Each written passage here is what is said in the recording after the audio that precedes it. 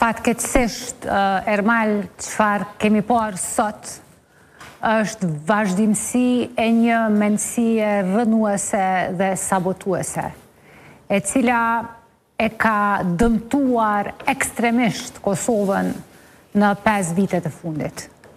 Sot, ministrja në detyra, në largim, si t'i themi, Rozeta Hajdari, refuzoi që të paraqitet në gjykatë. Në ndërkohë që kemi një kryeministër, zotin Albin Kurti, i cili po ashtu refuzon t'i përgjigjet prokurorisë. Çfarë mësimi po u japin këta qytetarëve të Kosovës?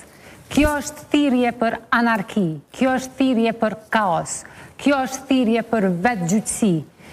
Presidenti i Republikës së Kosovës, zoti Hashim Thaçi, nga zyra e presidentit, ndonse me imunitet të plot, ka dhënë ndërheqje dhe i është përgjigjur gjykatës speciale.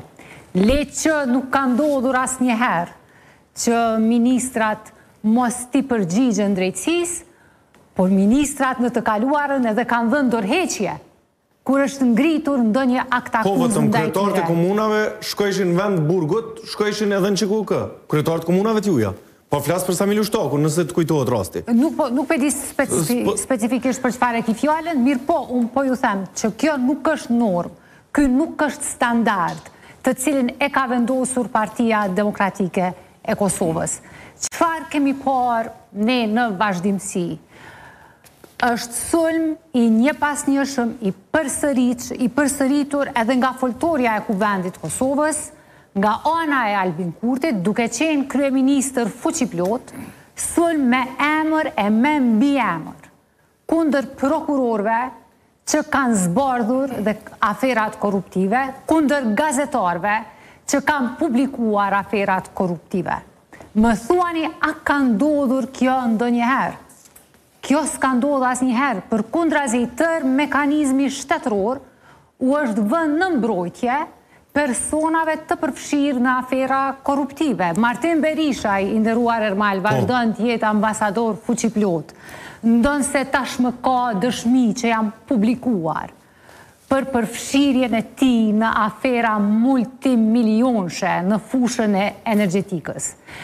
Nagip Krasniqi fatmirësisht është arrestuar dhe ka një akt akuzë për të. Mirë po, ai vazhdon të mbrohet zëshëm, aktivisht, nga ana e eksponentëve të lartë të lëvizjes vetëvendosje, në ndërkohë që sulmohen mediat, sulmohen gazetarët, sulmohen prokurorët, sulmohen gjyqtarët.